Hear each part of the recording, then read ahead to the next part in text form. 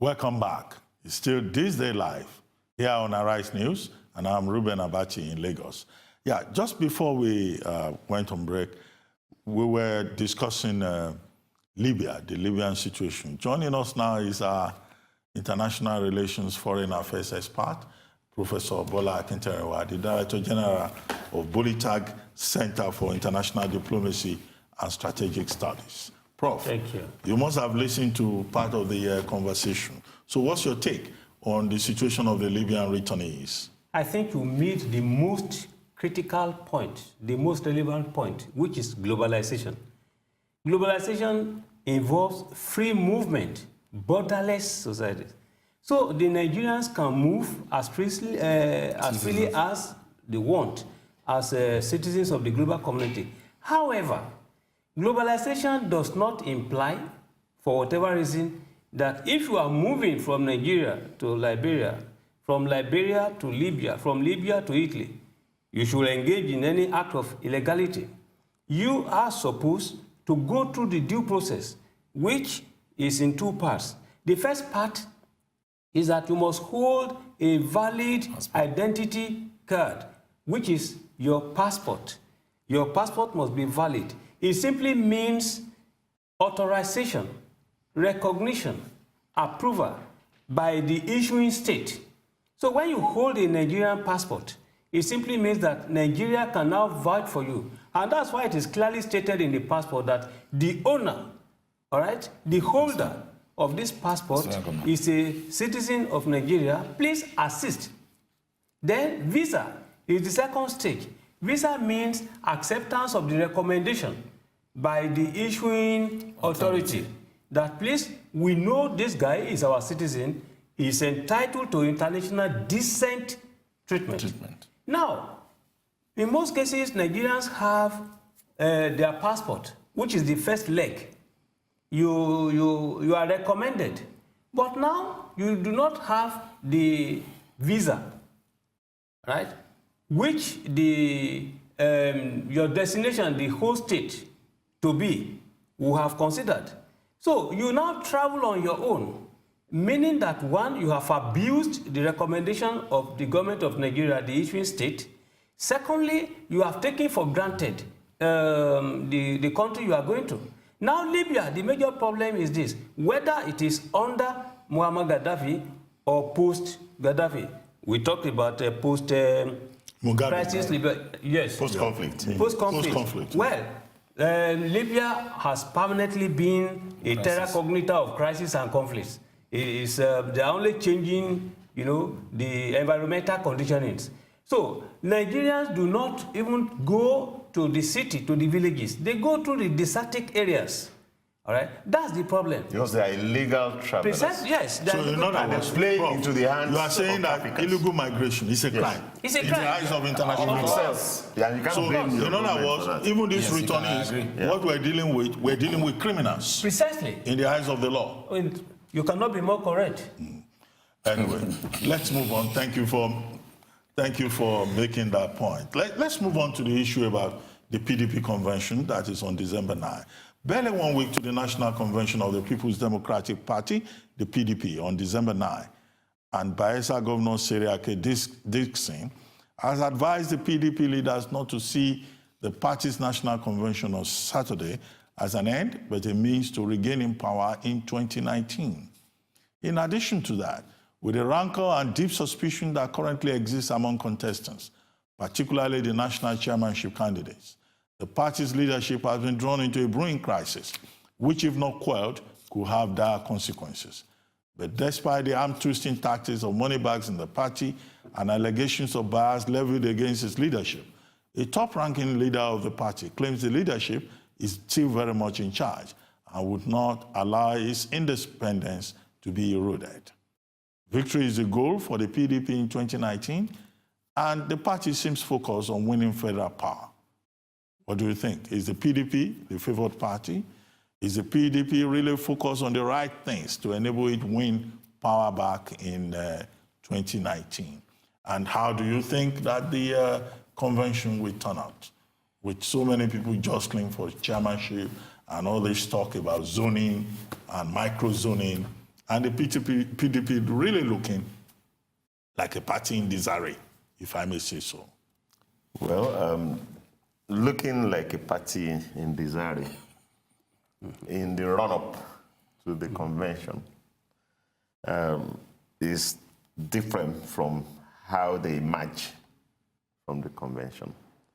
So it's a question of how much of those divisions the convention. Well, Wale, you have been watching the situation closely. And how united, because they now have a common reason to be united. The forthcoming election. Yeah, but whether they will pull it off. But how united are they? Wale, you are the political reporter. I agree with him that looking, disunited does not mean they are going to end up like that in the convention. And I also think that it is too early because this competition is very stiff to have an idea who might emerge the national chairman of the party. In fact, it is very impossible at this point to predict because of the interplay of interests currently, going on within the party. Interest or intrigues? You mean intrigues? Intrigues, both of them, because the governors want to have an upper hand. The other stakeholders are saying, no, you've always had your influence, and then you blew them over the years and all that. So reconciling these differences would, take some serious skills to do that. But I also think the PDP is not as bad as the APC is making it look before the electorate, really. And I stand to be corrected. I think the outcome of the 2015 election wasn't against the PDP. It was against the president, former president. They just wanted Jonathan out. Either way, even if it was somebody else who was brought in, they probably would have won that election. Well, so I think PDP still has its chances, depending on how well it plays its game amongst the Nigerian people. And I see it doing not badly in the 2019 elections. Well, Prof, it looks like we are down to a two-horse race, two parties, the PDP, the APC. And other parties, registered parties, don't seem to be important in the landscape. How do you think the PDP will fare? Because it's like PDP, APC, and 2019 will be a showdown between these two dominant parties. At the presidential level. You see, at the presidential level. Yes, thank you. I agree with you in part, and I agree with them in part. Why I agree with you in part is simply because it reminds me of Babangida's a little bit to the left and a little bit to the right. In part, with Ayo and Wale, is that, look, what the PDP is simply trying to do is to remove the order and counter-order in their intra-party relationship so that the order and counter-order does not become a permanent feature of disorderliness in the party. Now, that brings me to the question, their future. You see, your analysis, the analysis of Ayo is quite tenable, is quite good. That, look, what they are trying to do now cannot be equated to mean the likely outcome of their convention. Yeah. It's a very good hypothesis. It is tenable. But even with the outcome of the convention, please, the situational reality as at the time of voting is still a different kettle of fish entirely. The issue is that at the end of the day, I look at PDP as a party that has been put in a kettle of suffering. All right? They are learning their lessons in a bitter manner. And they now want to ensure that candidates and the chairman of their PDP nationally must be a candidate, a person that will ensure it does not fail. And this is the major challenge before them. They really cannot say who has this potential to deliver. And that's where the difficulty is. Now, when I said a little bit to the left, a little bit to the right, they all have very good candidates. All right? I was just going to say that. You said so. That's why I agree with you in part. They have very good candidates. But who will be lucky, Yeah. all right, to have, the day We never can tell for now. Is it actually a question of luck or the choice of the over 3,000 delegates who will take a decision? No, it will not be. It's not like before when you settle the candidates and give them money. To a great extent, one lesson the PDP is learning is that, look, they are moving away from politics of money. Now they are looking critically at how to really defeat APC, either led by Buhari or otherwise. And that's the issue. So nobody is looking at monetization of politics for now.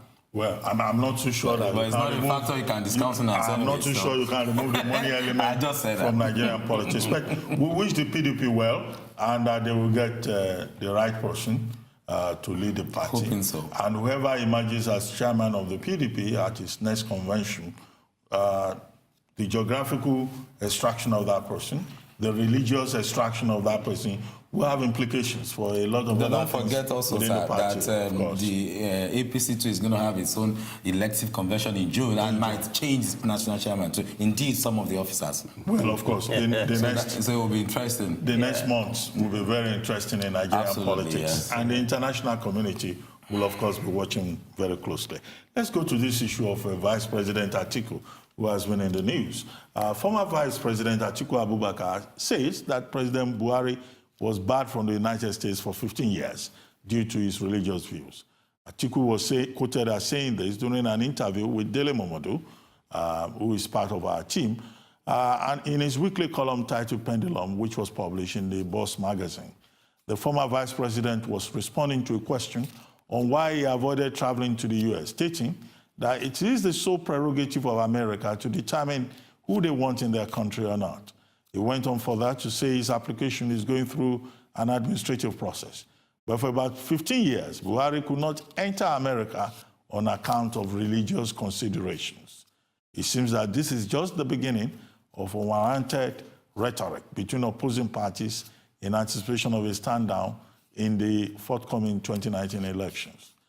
Atiku seems to be setting the tone for 2018 when the campaigns will start, with personal attacks and blackmail being at the forefront. This leads me to question campaign rhetoric and personality attacks being the focus for politicians instead of the actual issues at hand. How important is decency when campaigning and knowing what each candidate has to offer, outside of slandering the other? Because this is a really serious issue, okay? What we have seen now is that the tone is being set for the campaigns. But of course, President Buhari has denied being barred from entering the United States. At any time. At any time whatsoever, but this seems to be the pattern. Usually in Nigeria, it's never about ideas. It's about personality, and they've started already. The name calling has started. Even when, the parties have not declared who the candidates are. So is Nigerian politics all just about ambition and no ideas? Well, I didn't just deny, he threw a lot of jabs at Atiku. Okay. If you read that... I did. a lot of jabs. Tell us. A lot of jabs at Atiku. But I do not see the former vice president as someone who is flippant or given to vain talks.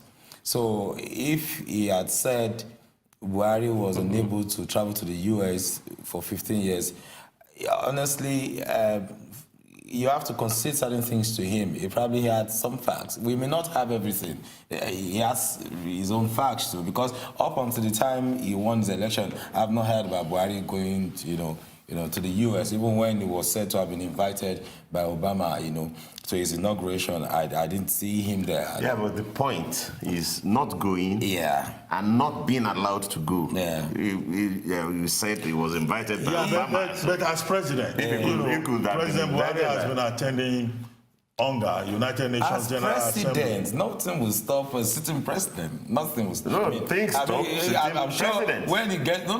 Who? Yeah, that they can't visit particular countries. No, even Ahmed Janat was received in the United States.